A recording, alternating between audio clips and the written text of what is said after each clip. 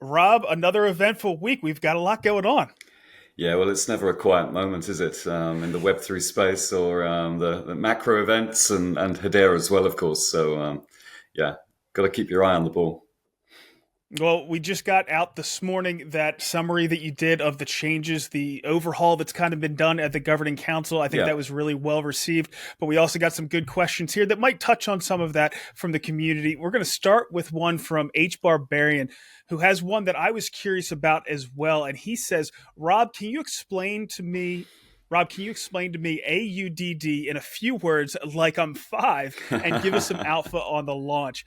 Now, Rob, this is surrounding an announcement that there's going to be an Australian stablecoin that's going to come out in Q3 of this year. And of course, you're probably the best person to give us some insights into exactly what's going on here. Yeah, I can neither confirm nor deny that I've been working in the background towards getting an Australian dollar-backed stablecoin available on Hedera. But it's actually wonderful news. I mean, it's amazing news for me personally as a payments guy. It kind of enables all sorts of really cool use cases, which I can go into in a little while. So AUDD has been around for a couple of years. It's a business, actually confusingly called AUDC, Pty Limited here in Australia, and it's a spin out of a large, decades old business called Novati, a payments processing business that has very successfully been applying cross-border payments and providing payment services to the industry and particular sectors for many years. They recognized they saw the future in the tea leaves a couple of years ago and created this AUDC business, which is very active. I mean, it's very active in the Australian blockchain and crypto space, always sponsoring events, always kind of getting out there. A couple of amazing co-founders to it. Effie Dimitropoulos, hope I haven't butchered that name, and an amazing lady called Michaela, or MJ, who's been around the Bitcoin space since year dot. So I mean, they're really into the industry. They actually really understand what it means to create stablecoins and recognize the gap in the market for Australian dollar-backed stablecoins pretty much before anyone else did.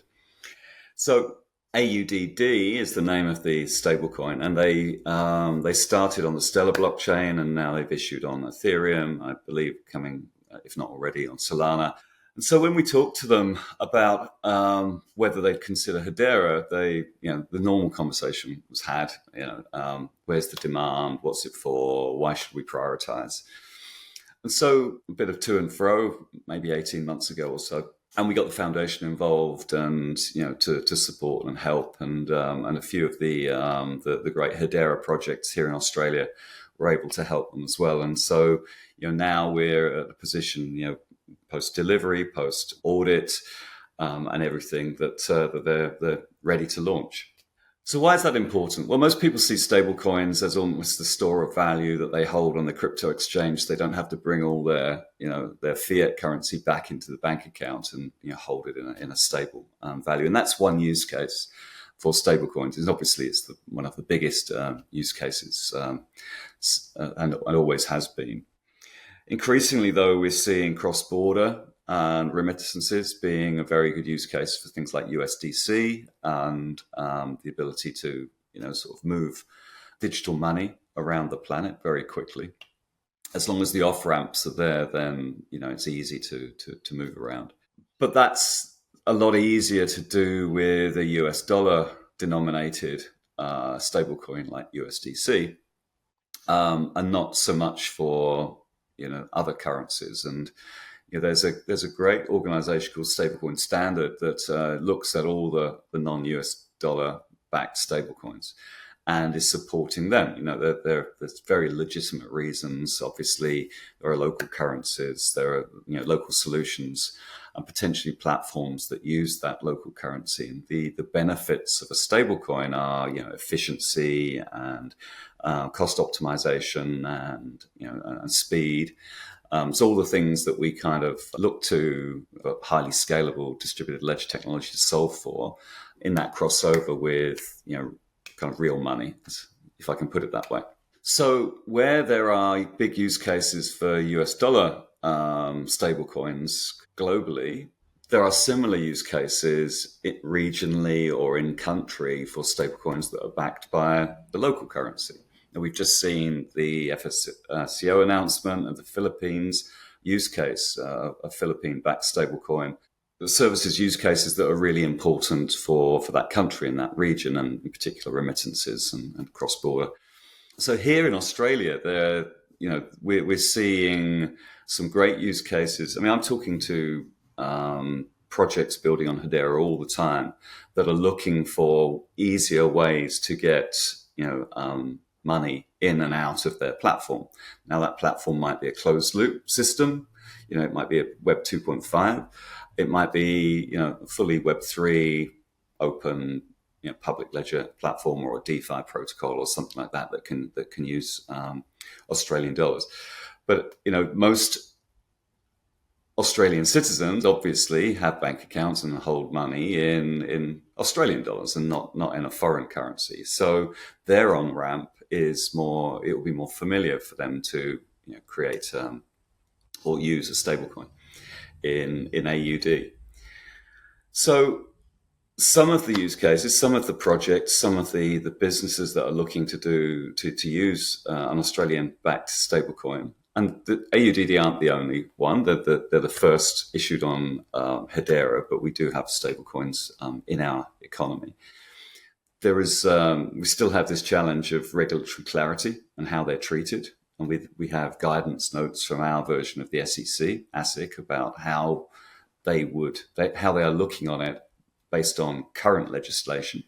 There is legislation expected next year which will make this a lot clearer, and the regulatory and licensing treatment of stablecoins will be perfectly crystal clear then, hopefully, which means that those businesses that are positioning themselves not only for the issuing of stablecoins like AUDD, but also the using of stablecoins, will know how they need to operate, what kind of licensing they need, if any, etc.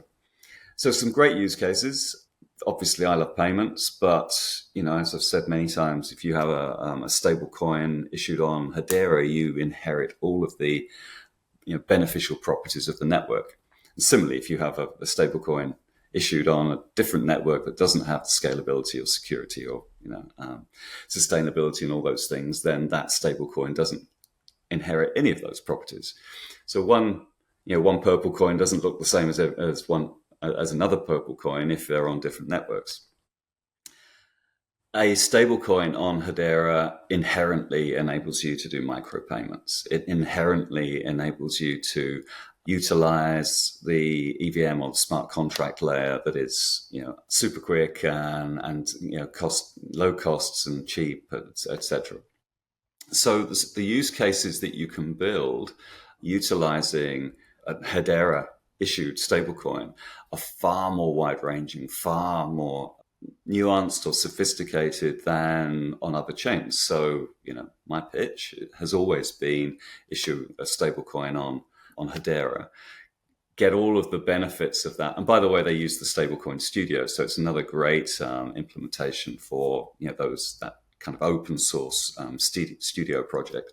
And I insisted on that because there are plenty of other benefits you get with having that. The stablecoin really only needs to prove reserves in order to be issued, and you can do that using the HTS.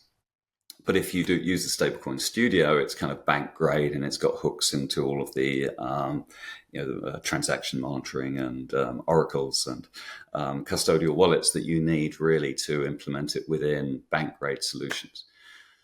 So now not only do we have the Stablecoin Studio, we have an implementation, a reference implementation in AUDD, which can be utilized for everything from micropayments through to even transactional IoT. We talk about, sort of as a way of fractionalizing or using micropayments with IoT devices. We can align it to reward points, another very exciting project that I'm working with doing that.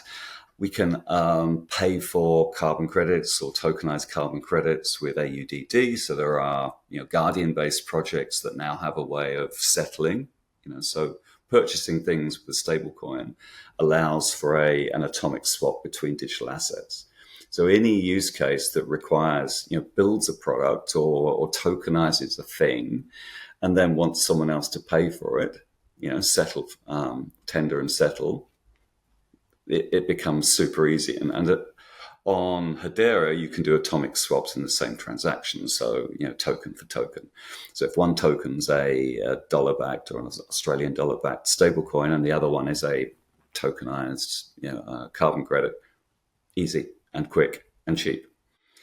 So this is why I think stablecoins are the key enabler for a wide variety of use cases, and it really has been the missing piece of the puzzle. So now we've got this ability to do all of those things and more, and super excited.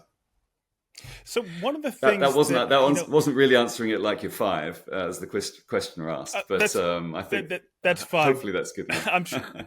I'm sure we can pick through it, but I am curious. So, we talk about the importance of on and off ramps. Something like Nomad might use USDC, but you still have to get that into your bank account if you're going to use that as a business for purchasing something else or whatever it may be.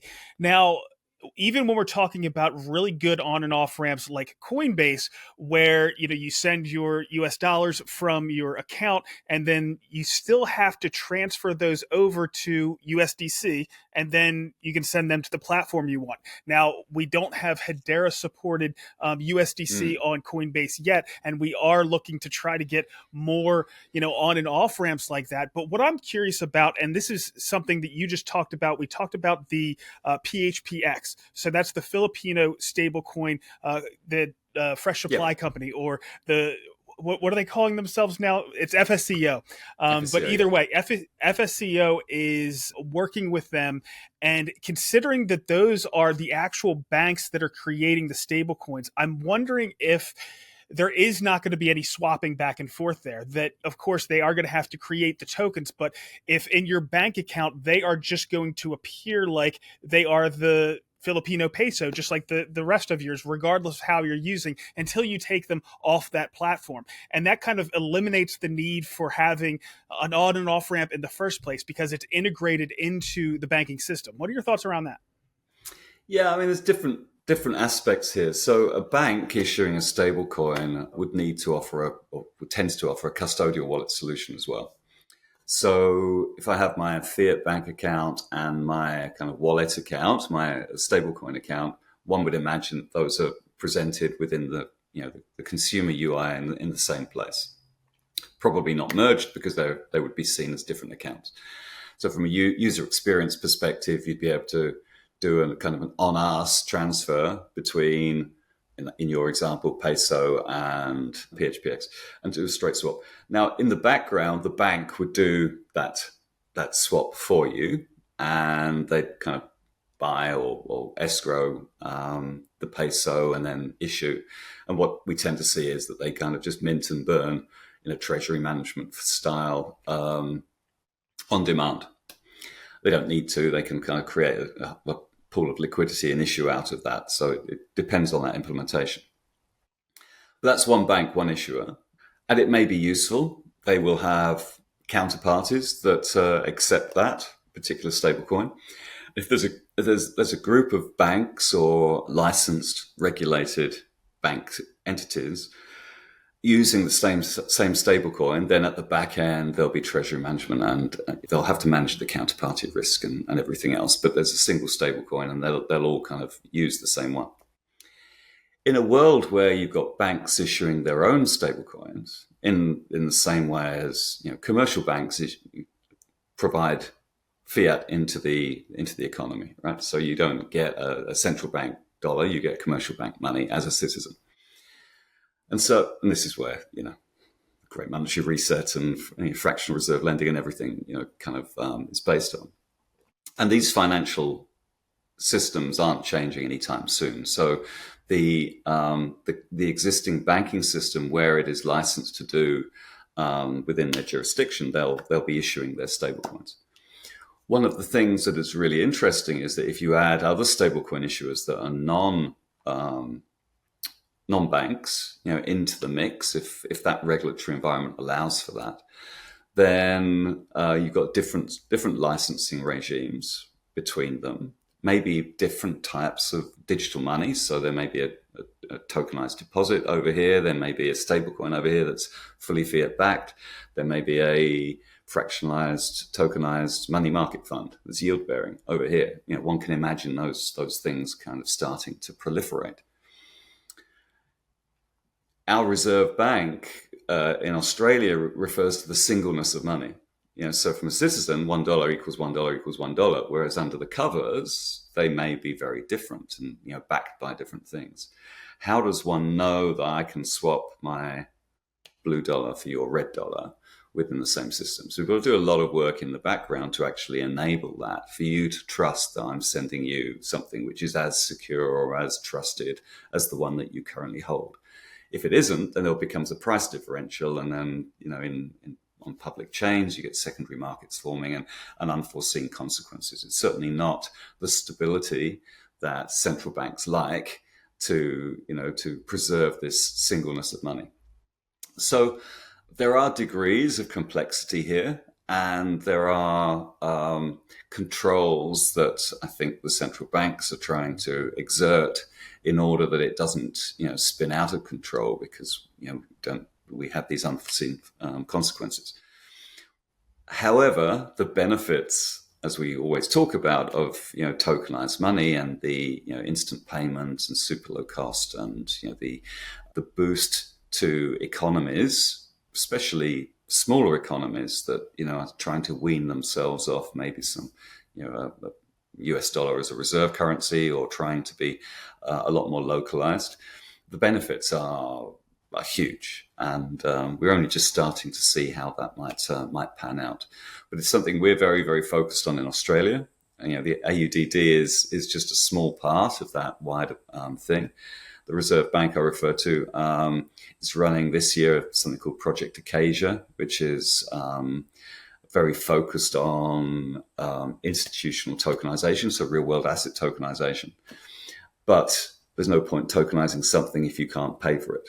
And it's a lot easier to buy a tokenized real-world asset with a tokenized form of digital money because of these atomic swaps.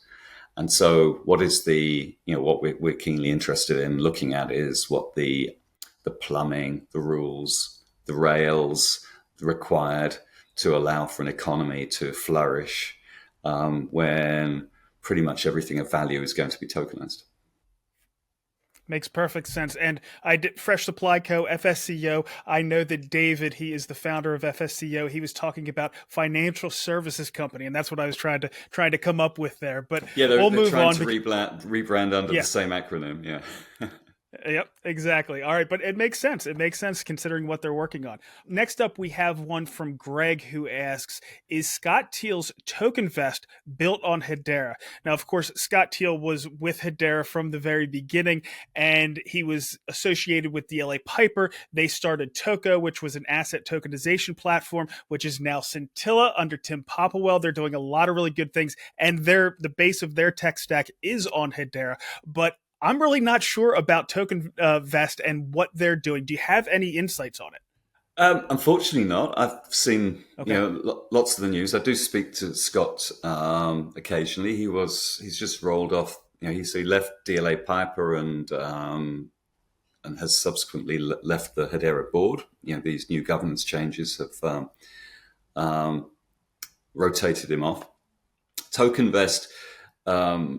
They've just achieved a Dubai-based VARA broker-dealer license, which is awesome, and great, and congratulations to them for that. I'd be very, very surprised. I think they are building on Hedera. Toko or Scintilla uses. It was one of the first architectures, really, of its type built on Hedera.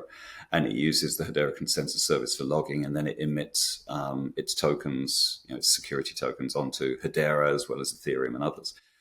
So I imagine that Scott, and not only Scott, Ian Putter, who was the Standard Bank representative, who's also left Standard Bank and left the Hedera board. So they've joined forces. They know a lot about Hedera and implementation on Hedera. So been incredibly surprised if they didn't follow a similar pattern to what Toko was. Also, things have moved on, so they've got access to the asset tokenization studio, the stablecoin studio, and everything else. They were involved in that UDPN proof of concept as well recently. So the integration of UDPN with the stablecoin studio was run in conjunction with Tokenvest.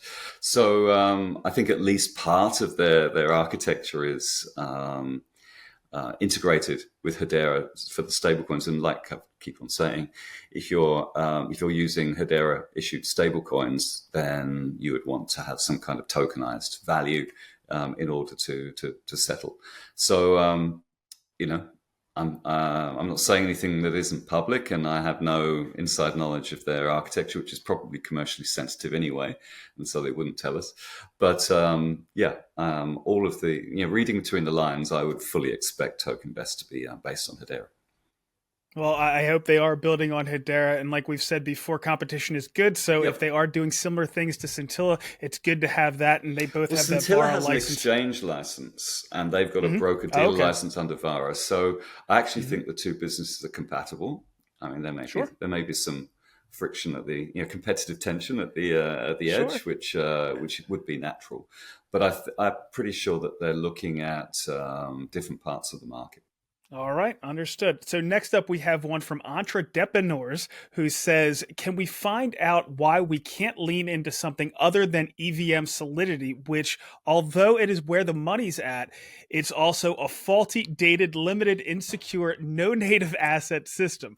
Other cryptos are saying no thank you to Solidity. Sui, for an example, why not HSuite? So first off, I'd like to tell the person that's asking the question to go check out that interview that I did just last week with Jay. He was talking about all of the different languages that can be used to build on top of Hedera. It's not just Solidity, but Rob, what are your thoughts? Yeah, well, we've got the best of both worlds, right? So one of the kind of the genius early principles that Lehman and his team decided upon. I mean, firstly, remember the core services, the native services on the network, are effectively an API that you can build upon. So when Jay was talking about all these languages, basically what that means is that there are SDKs available, there are endpoints. A kind of Web 2 developer is very familiar just integrating and working with that API layer, and still sort of working with the network. Now, the EVM. It was decided very early that because Web3 had and still has a proliferation of Solidity developers, because Ethereum had first mover advantage, that to attract the Web3 developers, you need to provide some kind of EVM equivalence. And a lot of effort was put into this by First Worlds Labs and then rebranded as Hashgraph over a year. And the optimization of the Hyperledger Besu EVM, the implementation of the Merkle tree structures and data structures within it, and the optimization against the speed of the underlying network, all of that took quite a lot of time. But the equivalence is there, and even though the questioner doesn't, and personally I'm probably on the fence on this, doesn't particularly like the EVM, and his reference to HSuite kind of probably shows his colors as well. That there are reasons to use smart contracts. However, on other chains, they only have Solidity, or they only have their specific smart contract style languages. We have the best of both worlds. So we have the smart contract language, and we can orchestrate in a very sophisticated way the access to the other services, HCS, HTS, etc. But you can then cut to the chase and go straight to the native layer, which is what HSuite do, right? So they eschew the EVM and the smart contract, which is slower than going directly to the native services. And build the sophistication that the EVM is meant to do, at a lower layer in order that, it can be, supercharged and, on steroids, if you like. Now, it's horses for courses. And, I know that there are a lot of advocates of that approach. In fact, it was, the Lehman's original vision, I guess, that would be how things develop on the native services. But I think it's useful to have our EVM. It does, finally it appears to be attracting developers. And the other chains, the other layer ones that don't have the EVM and don't have the API layer, have had to create their own, languages, which come with their own problems, right? So it's not, having a unique language actually is a bit of a moat. And we have discovered through, painful experience on Hedera that actually you don't really want moats. You want interoperability. You want, developers to be able to easily move in and out of the ecosystem, and hopefully most of them will stay once they discovered all the Hedera goodness. And this is one of the foundation under Charles's primary goals, is to attract a lot more of the world of non-Web3 developers, which is 10, 50 times more than the Web3 developers, into our ecosystem to learn with the tools, and grow that developer user base, because that's what influences technology choices, both within enterprise and for builders and startups. So I don't think it's necessarily a bad thing at all. In fact, I know it's not a bad thing. I'm a great advocate of use of smart contracts where they're useful and add value. And of course, we have the native layer and new layers on top. So we've got the likes of H Suite, but soon we'll have hash spheres as well. So for private networks, we've got all the drive behind the Hyro open source as well, which will, I'm sure, create lots of great new ways of using the Hedera network very soon. And to the point where all of these layers, these strata kind of build up on top of the base layer. And we end up, as we say, everyone using Hedera, but no one really knows it.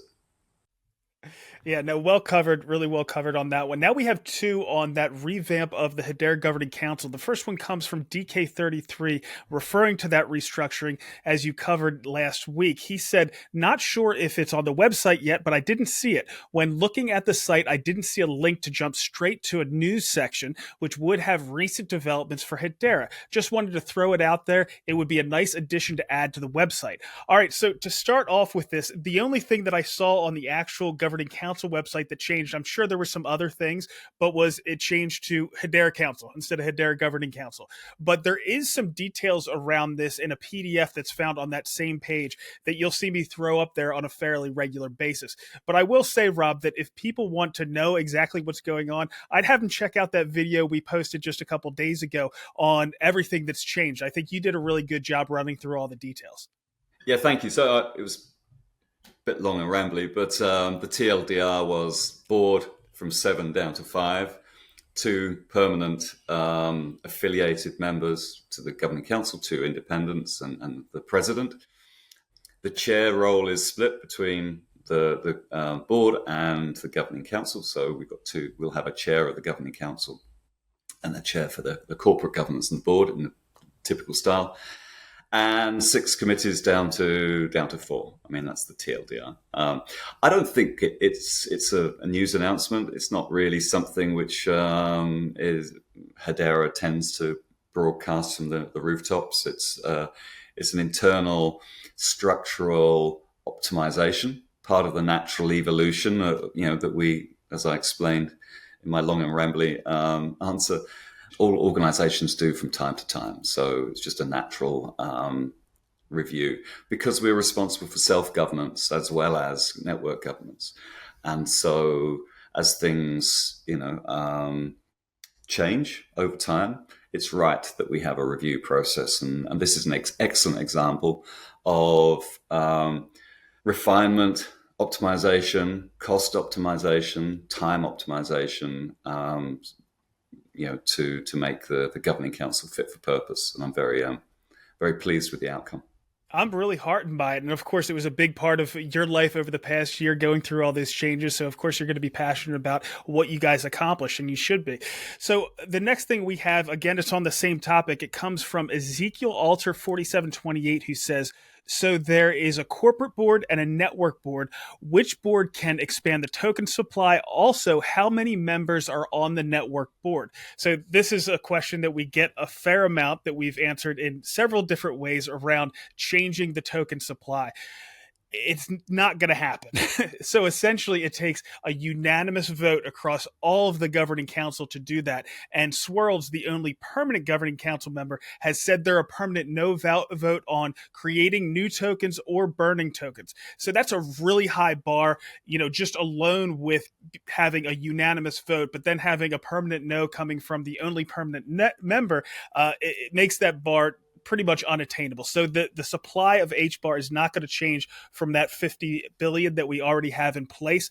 But Rob, is there anything else about this question that you kind of want to dive into or clarify? Yeah, well, so firstly, I'd just like to correct or clarify the question. There is no network board.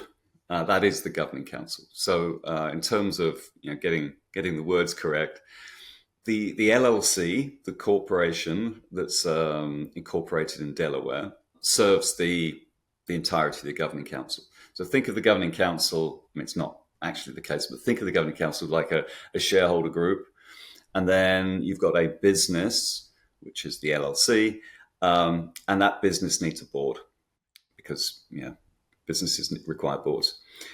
Though that board of directors are voted on by the governing council. That board of directors have fiduciary responsibility, so duty of care, duty of loyalty over the body corporate, the LLC, which is just a small team. Think of it like a startup. So that's the board, and the board has a chairman, and they do. They meet every month or so and, sort of do board type things, which is, set strategy, set budget, etc. Manage risk for the body, for the corporation. The governing council is still the top body, right? So we have responsibilities for network governance. We host the nodes. We make decisions and vote upon, and there's a list on that PDF that you referred to, so I won't go through them. But the decisions are prescribed for what the governing council does, and in order to do its job, it has these now 4 committees that spend a lot more time deliberating and informing the votes that the governing council has to make. So something as hugely important as supply and change the 50 billion.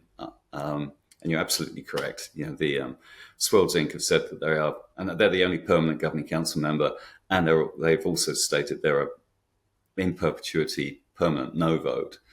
And this needs 100% vote. That particular change would need 100% vote. So as close as you can get to an absolute answer, that is it.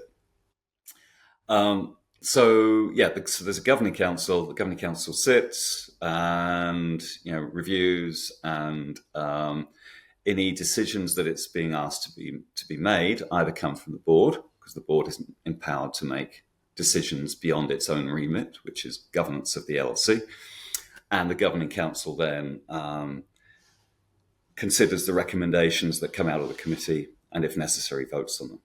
So that's the separation of church and state, if you like, and the different responsibilities.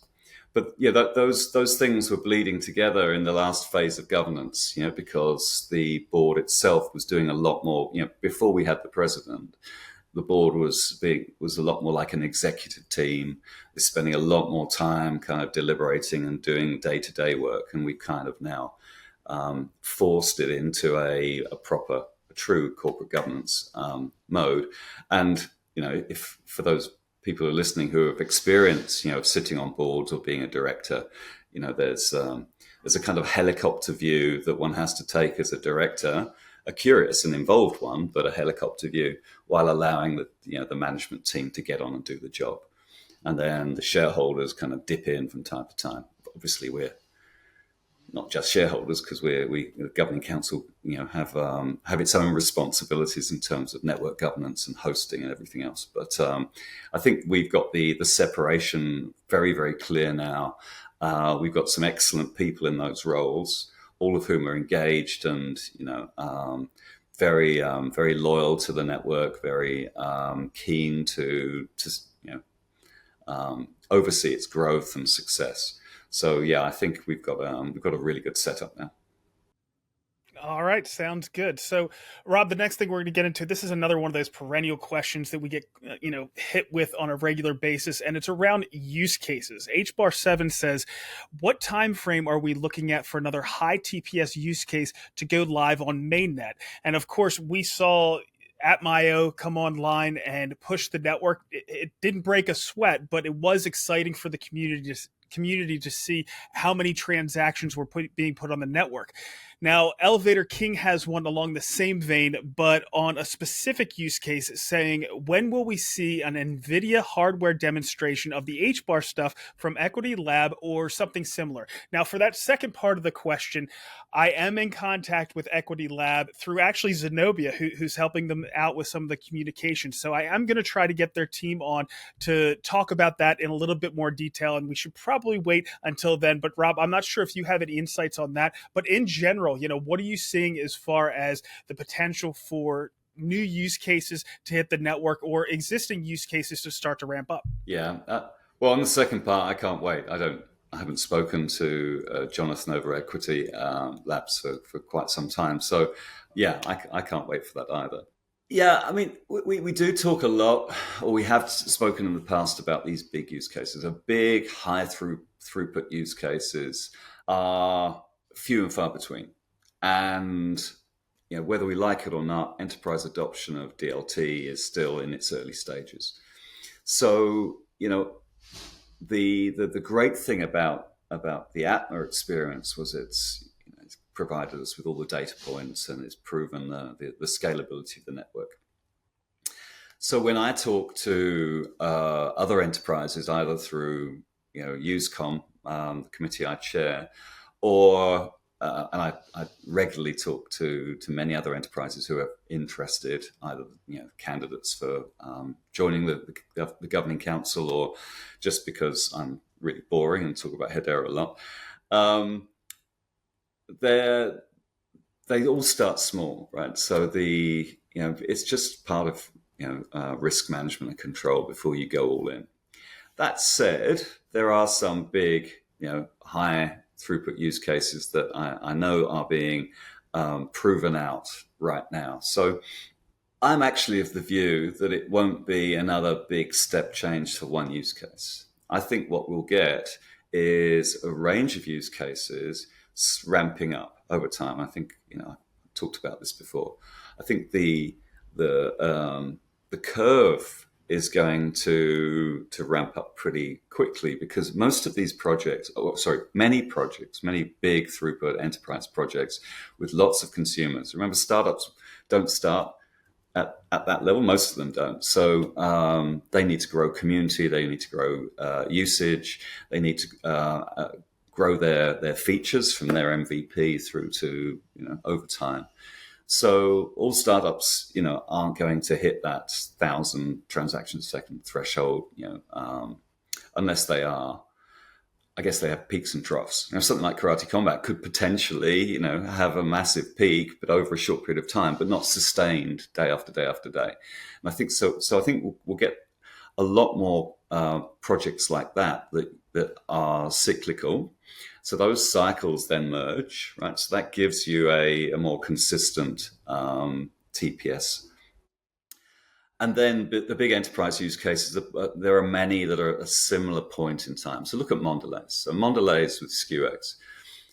Potentially, there are many, many thousands of transactions a second for that.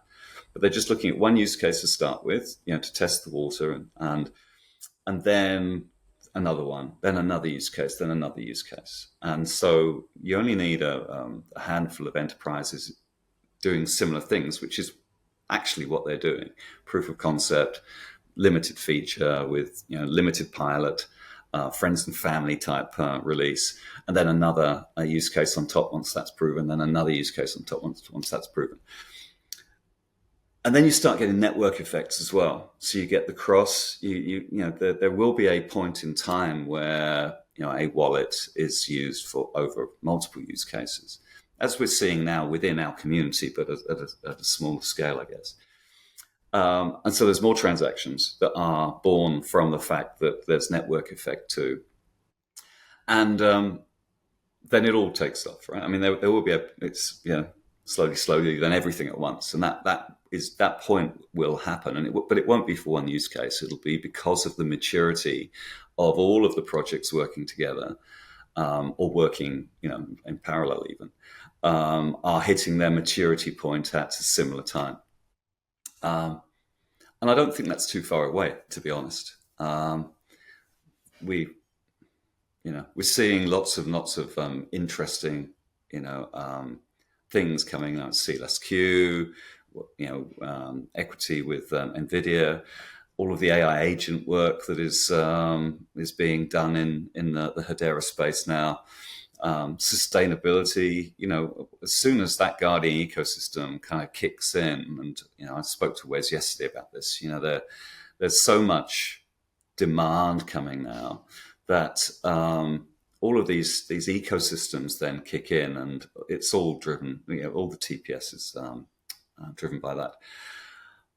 But one final word on that, TPS is only one metric, right? And we've kind of been, maybe not so much now, but when it was running hot and hard, we kind of addicted to the number, and we've got to wean ourselves off that addiction, because there are many other metrics that we need to really focus on. And one of the things that UseCon, my committee, is going to do over the next few months is to really review all of the new meaningful metrics, both for our ecosystem and for others. And take it from there. But yeah, I agree. TPS is really still out there for us. Yeah, all these teams are out there grinding, whether it's Neuron, whether it's Earthlings, Karate Combat up layer 2, all these things have tremendous potential, and they're all on those curves of additional adoption and additional usage. So it's exciting to watch.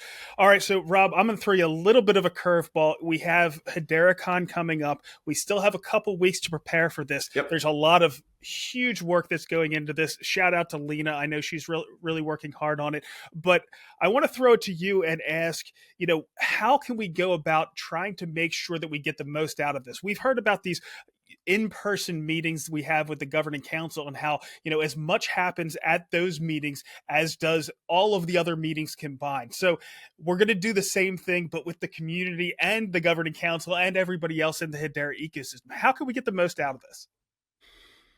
Oh, that is a curveball. I know. Well, it's only one day as well, of course, and it's a jam-packed schedule. I think we should probably see who's around, certainly the day before, and for the after party that night.